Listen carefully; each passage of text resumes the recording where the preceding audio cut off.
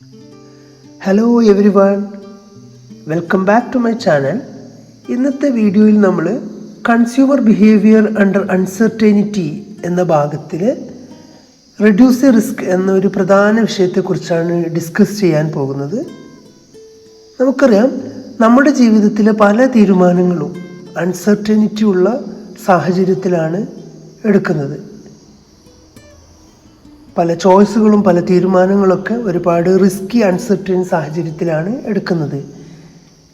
ഉദാഹരണത്തിന്, future income എത്രയായിരിക്കും, ഒരു ഇൻവെസ്റ്റ്മെൻറ്റിൻ്റെ റിട്ടേൺ എത്ര കിട്ടും, ബിസിനസ് ഡിമാൻഡ് കൂടുമോ അതോ കുറയുമോ, ഇതൊന്നും നമുക്കൊരിക്കലും മുൻകൂട്ടി ഉറപ്പായി അറിയാൻ കഴിയാത്ത കാര്യങ്ങളാണ്.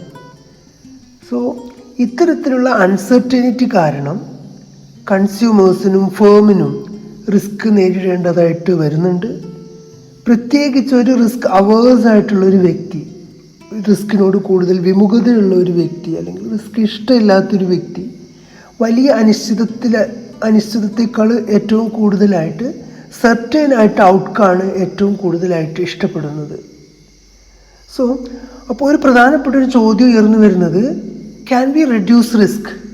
നമുക്ക് റിസ്ക് റെഡ്യൂസ് ചെയ്യാൻ കഴിയുമോ എന്നുള്ളതാണ്.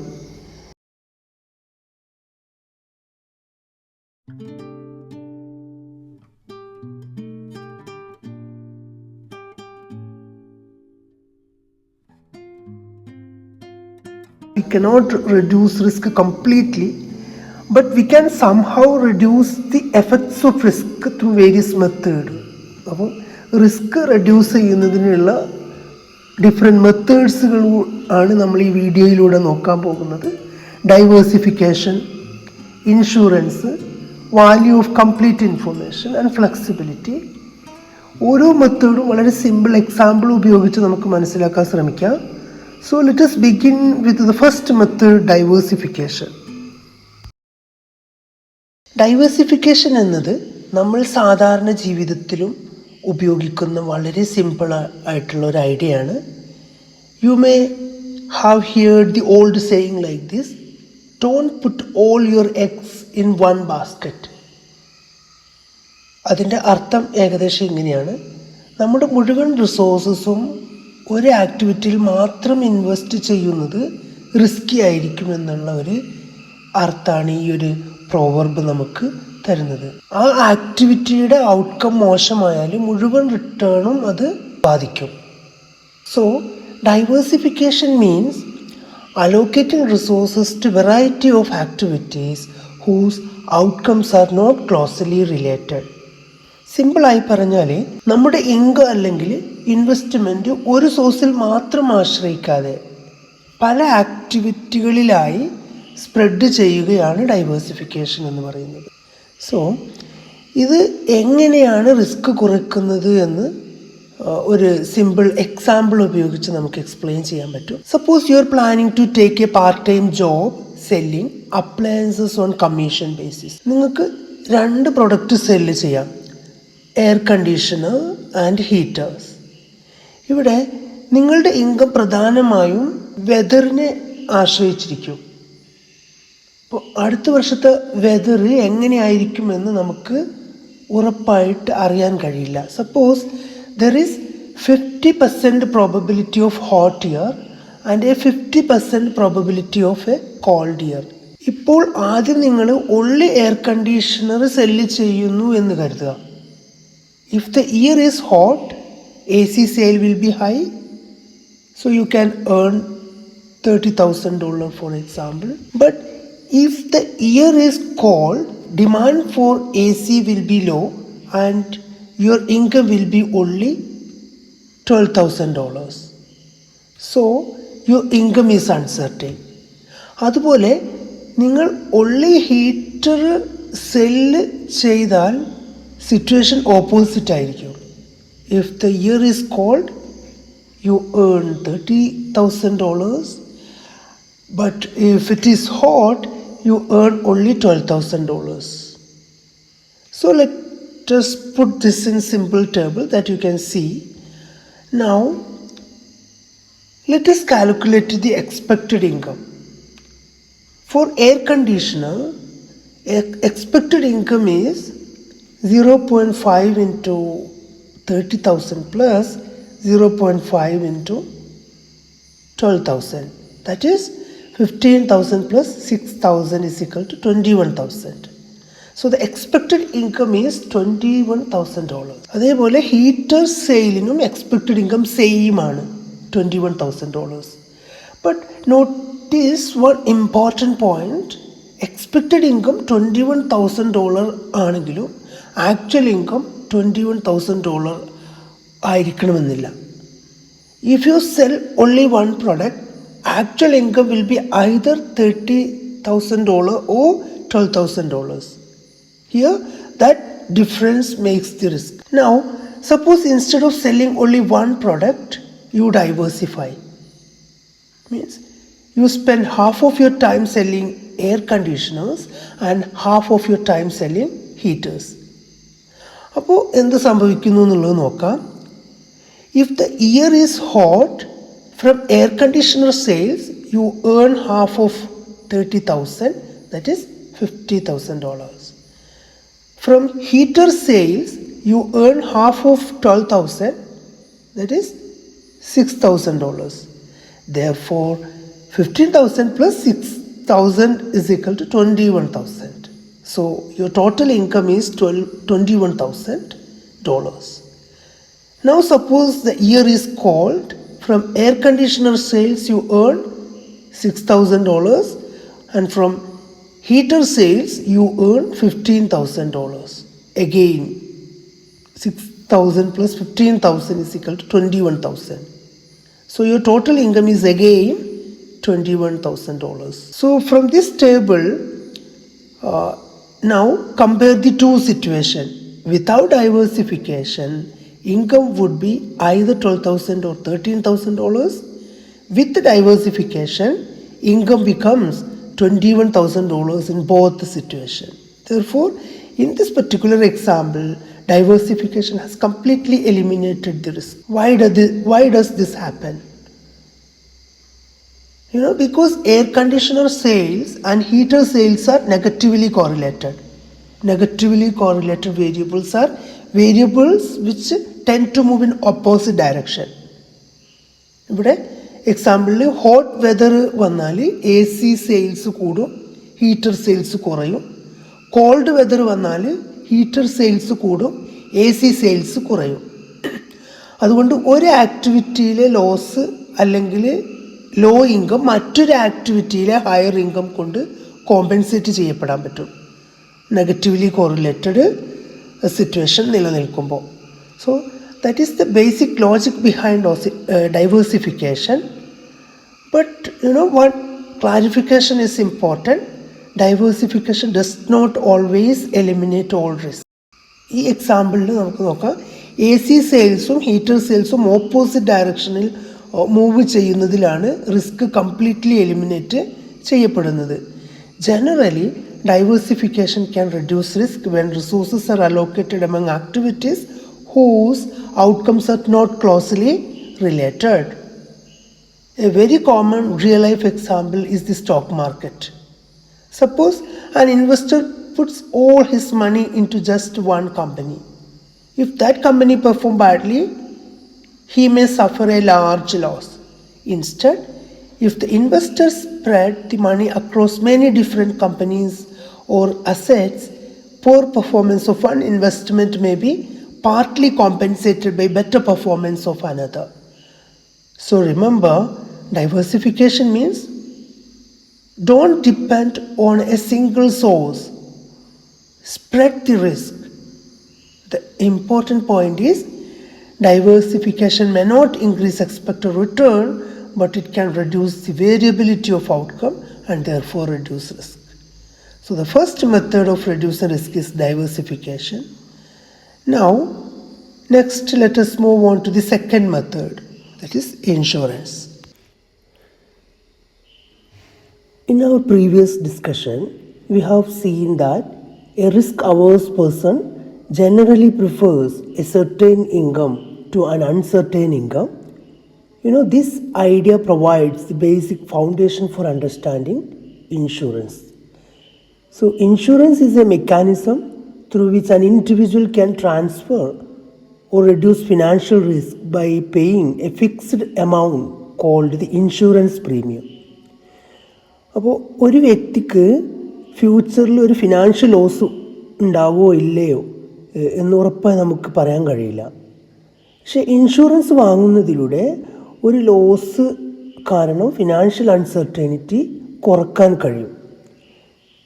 Let us take a simple example. Suppose a home owner has property worth $50,000. There is a 10% probability of burglary, and if the burglary occurs, the financial loss will be $10,000. So you can see here, without insurance, there are two possible situations. If burglary does not occur, the person keeps the full value of the property, but if burglary occurs, his wealth falls considerably. So his income or wealth become uncertain. Now, suppose that an insurance company offers complete insurance coverage for premium of $1,000. The homeowner pays $1,000 whether burglary occurs or not. If burglary occurs, the insurance company compensates him for the loss. അതായത് insurance എടുത്ത ആൾ loss ഉണ്ടായാലും ഇല്ലെങ്കിലോ അദ്ദേഹത്തിന് financial wealth ഏകദേശം ഒരേ നിലയിൽ നിലനിർത്താൻ കഴിയുന്നുണ്ട്. So in this example the expected wealth with insurance and without insurance can be the same, but there is an important difference. Without insurance wealth is highly variable. With insurance, the variation in wealth is replaced or reduced, even completely removed. So this is an important because a risk-averse consumers prefer a certain income. So for such a person, the utility loss arising from a large financial loss is greater than the utility gain obtained from an equal increase in wealth. അതുകൊണ്ട് risk averse individuals ഒരു certain premium നൽകിക്കൊണ്ട് uncertain ആയ വലിയ loss ഒഴിവാക്കാൻ തയ്യാറാകുന്നു insurance എടുക്കുന്നതിലൂടെ. So therefore insurance does not necessarily increase the expected wealth of an individual. Its major benefit is that it reduce risk and provide certainty എന്നുള്ളതാണ്. But now an important question arises. If an individual wants to avoid risk, how can an insurance company accept the risk of thousands or even millions of individuals? Does the insurance company itself not face enormous risk? The answer is connected with the important statistical principle known as the law of large numbers. Now, the law of large numbers state that when the number of similar observations become very large, the average outcome becomes more predictable. ഒരു individual event എന്താകുമെന്ന് കൃത്യമായി predict ചെയ്യാൻ നമുക്ക് കഴിയില്ല. എന്നാൽ similar event വളരെ വലിയ നമ്പറിൽ observe ചെയ്യുമ്പോൾ അവയുടെ ആവറേജ് ഔട്ട്കം കൂടുതൽ പ്രെഡിക്റ്റബിൾ ആക്കാൻ നമുക്ക് കഴിയും. അതാണ് ലോ ഓഫ് ലാർജ് നമ്പേഴ്സ് എന്ന് പറയുന്നത്. Let us understand this with a simple example. Suppose we toss a coin only once. Can we confidently predict whether it will be head or tail? No. The result of a single toss is uncertain. But suppose we toss the same coin 1,000 times. Now, we can reasonably expect that approximately half of the outcomes will be heads and the remaining half will be tails. The same principle is used by insurance companies. For example, an insurance company cannot predict whether a particular event will have an accident during the coming year. ഒരു നിശ്ചിത വ്യക്തിയുടെ accident ഉണ്ടാകുമോ ഇല്ലയോ എന്ന് insurance കമ്പനിക്ക് കൃത്യമായിട്ട് പറയാൻ കഴിയില്ല. But if the company provides insurance to 1,00,000 similar drivers, it can use past data and probability to estimate approximately how many of them are likely to have an accident. So, while individual risk remains uncertain, the average loss of a large group becomes more predictable. This is the basic idea behind risk pooling. Insurance companies combine a large number of similar risks into one large pool. Some policy holders may suffer losses, many others may not suffer any loss during the same period. So ഇവിടെ എല്ലാവർക്കും ഒരേ സമയത്ത് loss ഉണ്ടാകുന്നില്ല. അതുകൊണ്ട് തന്നെ വലിയ number of policy ഹോൾഡേഴ്സിൽ നിന്നുള്ള premium ഉപയോഗിച്ച് ലോസ് സംഭവിച്ചവർക്കുള്ള കോമ്പൻസേഷൻ നൽകാൻ ഇൻഷുറൻസ് കമ്പനിക്ക് കഴിയുന്നുണ്ട്. Therefore, the law of large numbers allows an insurance company to estimate its expected total loss more accurately. As the number of policy holders increases, the actual average loss is likely to move closer to the expected average loss. This makes insurance financially workable and viable. But now another question arises. If the insurance company can estimate the expected loss, how should it determine the insurance premium? Suppose the expected loss of a policy holder is exactly $1,000. What happens if the insurance premium is also exactly $1,000? Such a insurance has a special name. It is called actuarially fair insurance. In the law of large numbers, we understood that insurance companies cannot predict the loss of one individual, but they can estimate the average loss of a large group. Now, the next question is very important. If an insurance company can estimate the expected loss, how should it fix the premium? The answer leads us to the concept of actuarially fair insurance. Actuarially fair insurance is a policy in which the insurance premium is exactly equal to the expected loss. അതാണ് expected loss എത്രയാണോ അതേ amount തന്നെ പ്രീമിയമായി ഈടാക്കുന്ന insurance പോളിസിയെയാണ് actually fair insurance എന്ന് പറയുന്നത്. Let us take the same example. Suppose a home owner has a 10% probability of burglary. If burglary occurs, the loss will be $10,000. Then the expected loss is calculated as probability of loss times size of loss. So expected loss is equal to 0.1 into 10,000 is equal to $1,000. Therefore, if the insurance company charges a premium of $1,000, the policy is called actuarially fair insurance. Now, let us see what happens to the consumer. If the person buys this insurance, he pays $1,000 as premium. If no burglary occurs, his wealth will be reduced only by premium. If burglary occurs, the insurance company compensates the loss. So in both cases, his final wealth becomes the same. ഇതാണ് full insurance എന്ന ആശയത്തിൻ്റെ അടിസ്ഥാനം. Loss ഉണ്ടായാലും ഇല്ലെങ്കിലും final wealth ഒരേ നിലയിൽ എത്തിക്കാൻ പറ്റുന്നു. So this is why a risk-averse person prefers actuarially fair insurance. Even though the person does not increase his expected wealth, he removes uncertainty here. For a risk-averse individual, certainty gives higher satisfaction or utility than an uncertain outcome with the same expected value. So, actuarially fair insurance has three important features. First, the premium equals expected loss. Second, it gives full compensation against loss. Third, it is highly attractive to risk-averse consumers because it converts uncertain wealth into certain wealth. എന്നാൽ പ്രായോഗികമായിട്ടുള്ള ജീവിതത്തിൽ എല്ലാ insurance പോളിസിയും actually fair ആയിരിക്കണമെന്നില്ല. Why? Because real insurance companies also have administrative cost, operating expenses and profit margin. So in real market, the premium is often higher than the expected loss.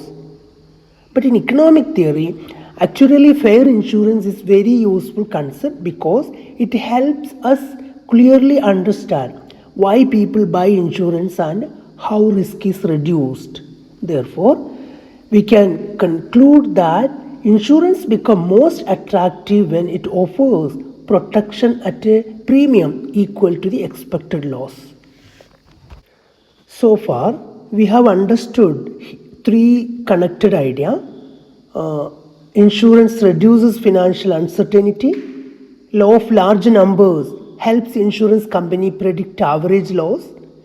Actually fair insurance means premium equal to expected loss. അപ്പോൾ ഇങ്ങനെ നോക്കുമ്പോൾ insurance എന്നത് വെറും compensation mechanism മാത്രമല്ല, അൺസർട്ടിനിറ്റിയെക്കുറിച്ച് economic security നൽകുന്ന ഒരു പ്രധാന സംവിധാനം കൂടിയാണ് എന്നുള്ളതാണ്. Now, the next method for reducing risk is that we are going to look is the value of information. Decision making information എത്രത്തോളം വാല്യൂബിൾ ആണ്, കൂടുതൽ ഇൻഫോർമേഷൻ ലഭിക്കുമ്പോൾ എങ്ങനെ റിസ്ക് റെഡ്യൂസ് ചെയ്യാം എന്നതാണ് ഇവിടെ പ്രധാനമായി നോക്കുന്നത്. സോ നമ്മൾ പലപ്പോഴും ഡിസിഷൻ എടുക്കുന്നത് ലിമിറ്റഡ് ഇൻഫോർമേഷൻസിൻ്റെ അടിസ്ഥാനത്തിലാണ്. ഫ്യൂച്ചറിൽ എന്ത് സംഭവിക്കുമെന്ന് നമുക്ക് കൃത്യമായിട്ട് അറിയാൻ കഴിയില്ല. അതുകൊണ്ട് തന്നെ നമ്മുടെ ഡിസിഷനിൽ ഒരു അൺസർട്ടനിറ്റി ഉണ്ട് എന്നുള്ളതാണ്. സോ കൂടുതൽ ഇൻഫോർമേഷൻ ലഭിച്ചാൽ ഫ്യൂച്ചർ കൂടുതൽ അക്യുറേറ്റ്ലി പ്രെഡിക്റ്റ് ചെയ്യാനാവും, അതുവഴി റിസ്ക് റെഡ്യൂസ് ചെയ്യാനും കഴിയും. അതുകൊണ്ടാണ് ഇൻഫോർമേഷൻ ഒരു എക്കണോമിക് വാല്യൂ ഉണ്ടെന്ന് പറയുന്നത്. ഇവിടെ ഒരു പ്രധാന ടേമാണ് വാല്യൂ ഓഫ് കംപ്ലീറ്റ് ഇൻഫർമേഷൻ. ഇതിൻ്റെ സിമ്പിൾ മീനിങ് ഇതാണ്: കംപ്ലീറ്റ് ഇൻഫർമേഷൻ ഉള്ളപ്പോൾ ലഭിക്കുന്ന എക്സ്പെക്റ്റഡ് വാല്യൂ, ഇൻകംപ്ലീറ്റ് ഇൻഫർമേഷൻ ഉള്ളപ്പോൾ ലഭിക്കുന്ന എക്സ്പെക്റ്റഡ് വാല്യൂവും തമ്മിലുള്ള ഡിഫറൻസ് ആണ് വാല്യൂ ഓഫ് കംപ്ലീറ്റ് ഇൻഫർമേഷൻ. ഇതൊരു എക്സാമ്പിൾ ഉപയോഗിച്ച് മനസ്സിലാക്കാം. സപ്പോസ് നിങ്ങളൊരു ക്ലോത്തിങ് സ്റ്റോർ മാനേജർ ആണെന്ന് കരുതുക. സീസണിലേക്ക് എത്ര സ്യൂട്ട്സ് ഓർഡർ ചെയ്യണം എന്ന് തീരുമാനിക്കണം. നിങ്ങൾക്ക് 2 ചോയ്സ് ഉണ്ട്. 50 സ്യൂട്ട്സ് ഓർഡർ ചെയ്യാം, അല്ലെങ്കിൽ 100 സ്യൂട്ട്സ് ഓർഡർ ചെയ്യാം. 100 സ്യൂട്ട്സ് ഓർഡർ ചെയ്താൽ ഒരു സ്യൂട്ടിൻ്റെ കോസ്റ്റ് $180 ആണ്. പക്ഷെ 50 സ്യൂട്ട്സ് മാത്രം ഓർഡർ ചെയ്താൽ ഒരു സ്യൂട്ട്സിൻ്റെ കോസ്റ്റ് $200 ആയി കൂടും. സെല്ലിംഗ് പ്രൈസ് എത്രയാണ്? ഓരോ സ്യൂട്ട്സിനും $300. അപ്പോൾ പ്രോബ്ലം എന്താണ്?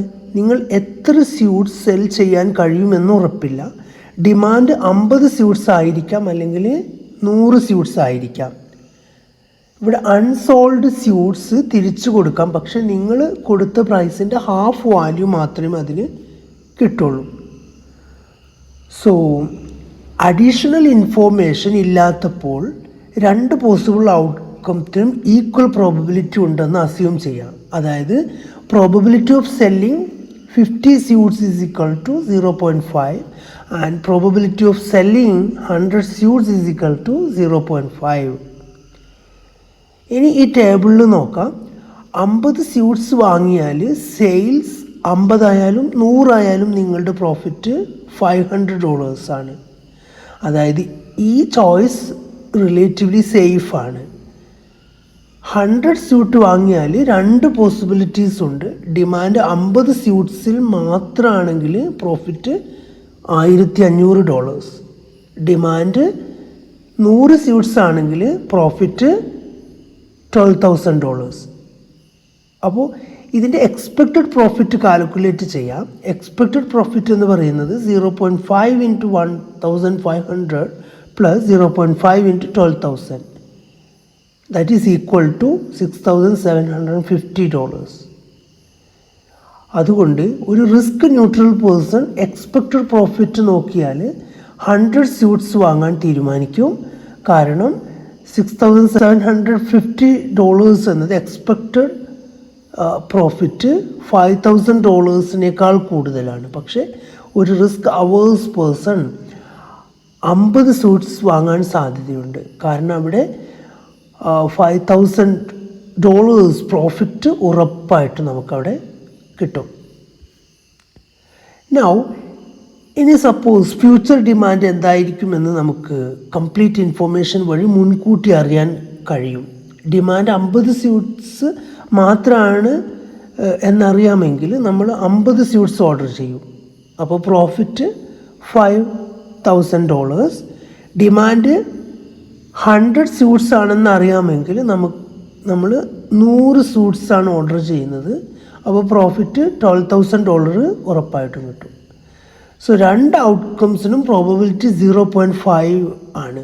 അതുകൊണ്ട് expected value with complete information is equal to 0.5 into $5,000 plus 0.5 into $12,000.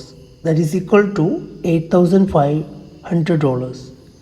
Now coming to the value of complete information, ഇപ്പോൾ ഏറ്റവും ഇമ്പോർട്ടൻറ്റ് കാൽക്കുലേഷൻ നോക്കാം. Expected value with complete information is equal to $8,500. Expected value with uncertainty is equal to $6,750. Therefore, value of complete information is the difference between 8,500 and 6,750. That is equal to $1,750. അതായത് accurate information ലഭിക്കുന്നതിന് maximum $1,750 വരെ spend ചെയ്യുന്നത് economically reasonable ആണ് എന്നർത്ഥം. $1,750 കൂടുതൽ ഇൻഫോർമേഷനായി ചിലവഴിച്ചാൽ അത് profitable ആയിരിക്കില്ല എന്നും ഉണ്ട്. അപ്പോൾ വാല്യൂ ഓഫ് ഇൻഫർമേഷൻ എന്ന കൺസെപ്റ്റ് നമ്മോട് പറയുന്നത് വളരെ സിമ്പിളായിട്ടുള്ള ഒരു കാര്യമാണ്. Better information leads to better decision making, better prediction and lower risk. Business ഫേംസിന് ഫ്യൂച്ചർ ഡിമാൻഡ് പ്രഡിക്റ്റ് ചെയ്യാൻ market research, consumer survey, sales forecasting തുടങ്ങിയവയ്ക്ക് മണി സ്പെൻഡ് ചെയ്യുന്നതിൻ്റെ എക്കണോമിക് ലോജിക്ക് ഇതാണ്. ഈ എക്സാമ്പിളിൽ expected value with complete information is equal to $8,500. Expected value with complete information is $6,750, and therefore value of complete information is equal to $1,750. ഇതാണ് value of information എന്ന കൺസെപ്റ്റിൻ്റെ basic idea. Okay, now coming to the last method to reduce the risk is flexibility. Risk reduce ചെയ്യാനുള്ള fourth method എന്ന് പറയുന്നത് flexibility എന്നുള്ളതാണ്. നമുക്കറിയാം ചില decisions നമുക്ക് ഡൈവേഴ്സിഫൈ ചെയ്യാം. അതായത് മണി അല്ലെങ്കിൽ റിസോഴ്സസ് പല ചോയ്സിലായിട്ട് നമുക്ക് ഡിവൈഡ് ചെയ്യാം. അതാണ് ഡൈവേഴ്സിഫിക്കേഷൻ. അത് നമ്മളെ തുടക്കത്തിൽ നമ്മളത് മെൻഷൻ ചെയ്തിട്ടുണ്ട്. പക്ഷേ എല്ലാ ഡിസിഷൻസിലും ഡൈവേഴ്സിഫിക്കേഷൻ പോസിബിൾ അല്ല. ഫോർ എക്സാമ്പിൾ, ഒരു കാർ വാങ്ങുമ്പോൾ ഡിഫറെൻറ്റ് മോഡൽസിലെ നല്ല ഫീച്ചേഴ്സ് കമ്പൈൻ ചെയ്ത് ഒരു സിംഗിൾ കാർ വാങ്ങാൻ കഴിയില്ല. ഒരു കാറിന് നല്ല ഫ്യൂൽ എഫിഷ്യൻസി ഉണ്ടാകാം, മറ്റൊന്നിന് നല്ല ഹോഴ്സ് പവർ അല്ലെങ്കിൽ അതർ ഫീച്ചേഴ്സ് ഉണ്ടാകാം. ഇവിടെ ഡൈവേഴ്സിഫിക്കേഷൻ പോസിബിൾ അല്ല. ഇത്തരം സിറ്റുവേഷൻസിൽ റിസ്ക് റെഡ്യൂസ് ചെയ്യാൻ ഫ്ലെക്സിബിലിറ്റി സഹായിക്കുന്നു. So flexibility means the ability to adjust and initial decisions according to future circumstances. അതായത് ഇപ്പോൾ ഒരു ഡിസിഷൻ എടുക്കുന്നു, ഫ്യൂച്ചർ കണ്ടീഷൻസ് മാറിയാൽ ആ ഡിസിഷൻ ചേഞ്ച് ചെയ്യാനോ ആൾട്ടർനേറ്റീവ് ഓപ്ഷൻസ് തിരഞ്ഞെടുക്കാനോ കഴിയണം. ഫ്ലെക്സിബിലിറ്റി ഡിസിഷൻ മേക്കറിനെ ഒരു സിംഗിൾ കോഴ്സ് ഓഫ് ആക്ഷനിൽ ടയേർഡാക്കാതെ ഡിഫറെൻ്റ് ഓപ്ഷൻസ് ഓപ്പൺ ആയിട്ട് നിലനിർത്തുന്നു. ഇവിടെ important point, the more uncertain the future, the more valuable flexibility becomes. Future കൂടുതൽ അൺസർട്ടൈൻ ആണെങ്കിൽ ഫ്ലെക്സിബിലിറ്റിയുടെ വാല്യൂ കൂടുതലായിരിക്കും. ഇത് കാർ ഫ്യൂൽ എക്സാമ്പിൾ ഉപയോഗിച്ചിട്ട് നോക്കാം. ട്രഡീഷണൽ കാർ സാധാരണ പെട്രോൾ ഓർ ഡീസൽ ഉപയോഗിക്കുന്നു. സപ്പോസ് ഫ്യൂച്ചറിൽ ഗവൺമെൻറ് ഫ്യൂൽ റെഗുലേഷൻസ് ചേഞ്ച് ചെയ്യുന്നു, എത്തനോൾ കണ്ടൻറ്റ് വർദ്ധിപ്പിക്കുന്നു, അല്ലെങ്കിൽ പെട്രോളിയം ബേസ്ഡ് ഫ്യൂൽ റെസ്ട്രിക്റ്റ് ചെയ്യുന്നു. അപ്പോൾ പെട്രോൾ അല്ലെങ്കിൽ ഡീസൽ മാത്രം ഉപയോഗിക്കുന്ന കാറിന് റിസ്ക് ഉണ്ടാകും. അതുപോലെ എത്തനോൾ ഉള്ളി കാർ വാങ്ങിയാലും റിസ്ക് ഉണ്ട്. കാരണം എല്ലാ ഫില്ലിംഗ് സ്റ്റേഷൻസിലും ഹൈ കോൺസെൻട്രേഷൻ എത്തനോൾ അവൈലബിൾ ആയിരിക്കണമെന്നില്ല. ഇവിടെ ഫ്ലെക്സിബിൾ ഫ്യൂവൽ കാർ ഒരു ബെറ്റർ ഓപ്ഷനാണ്. Such a car can use petrol, diesel, ethanol or a mixture of fuels. ഫ്യൂച്ചറിൽ ഫ്യൂവൽ അവൈലബിലിറ്റി അല്ലെങ്കിൽ ഗവൺമെൻറ് റെഗുലേഷൻ മാറിയാലും കൺസ്യൂമറിന് ആൾട്ടർനേറ്റീവ് ഫ്യൂവൽ ചൂസ് ചെയ്യാം ഇവിടെ. അതുകൊണ്ട് ഫ്ലെക്സിബിൾ ഡിസിഷൻ ഫ്യൂച്ചർ ചേഞ്ചസിനോട് അഡ്ജസ്റ്റ് ചെയ്യാൻ സഹായിക്കുന്നു. പക്ഷേ ഫ്ലെക്സിബിലിറ്റിക്ക് ഒരു കോസ്റ്റ് ഉണ്ട്. ഫ്ലെക്സിബിൾ ഫ്യൂവൽ കാർസിന് സ്പെഷ്യലൈസ്ഡ് കോമ്പോണൻറ്റ്സ് ആവശ്യമായതിനാൽ ഇനീഷ്യൽ കോസ്റ്റ് കൂടുതലാകാം. എന്നാലും കൺസ്യൂമർ എക്സ്ട്രാ എമൗണ്ട് പേ ചെയ്യാൻ തയ്യാറാവുന്നത് കൊണ്ട് flexibility provides protection against future uncertainty.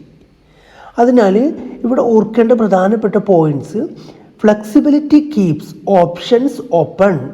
It allows the initial decisions to be changed when circumstances change. Greater uncertainty increases the value of flexibility. And finally, flexibility reduces risk by allowing the decision maker to choose the best option when future conditions become clear. ഇതാണ് risk reduce ചെയ്യാനുള്ള fourth മെത്തേഡായ flexibility. അപ്പോൾ ഇന്നത്തെ ക്ലാസ്സിൽ uncertainty economic ഡിസിഷൻസിനെ എങ്ങനെ ബാധിക്കുന്നു എന്നും risk manage ചെയ്യേണ്ടതിൻ്റെ പ്രാധാന്യത്തെക്കുറിച്ച് നമ്മൾ ഡിസ്കസ് ചെയ്തു. റിസ്ക് കുറയ്ക്കുന്നതിനുള്ള പ്രധാന മാർഗങ്ങളായി diversification, insurance, value of information and flexibility, ഇതിനെക്കുറിച്ച് നമ്മൾ ഡീറ്റെയിൽ ആയിട്ട് ഡിസ്കസ് ചെയ്തു. അതായത് റിസ്ക് പൂർണ്ണമായിട്ട് നമുക്ക് ഒഴിവാക്കാൻ എല്ലായ്പ്പോഴും കഴിയില്ല. പക്ഷേ എന്നാൽ better information, proper planning, diversification, insurance and flexible decision making എന്നിവ വഴി റിസ്ക് വളരെ കാര്യക്ഷമമായിട്ട് മാനേജ് ചെയ്യാൻ കഴിയും. So the key message is uncertainty cannot always be avoided, but risk can be reduced and managed through better choices. So ഇതാണ് നമ്മുടെ ഇന്നത്തെ class. ഈ വീഡിയോ നിങ്ങൾക്ക് യൂസ്ഫുൾ ആയിട്ട് തോന്നിയിട്ടുണ്ടെങ്കിൽ please like, share and subscribe to the channel. നിങ്ങളുടെ support കൂടുതൽ useful classes തയ്യാറാക്കാൻ ഹെൽപ്ഫുൾ ആണ്. Thank you for watching. See you in the next class.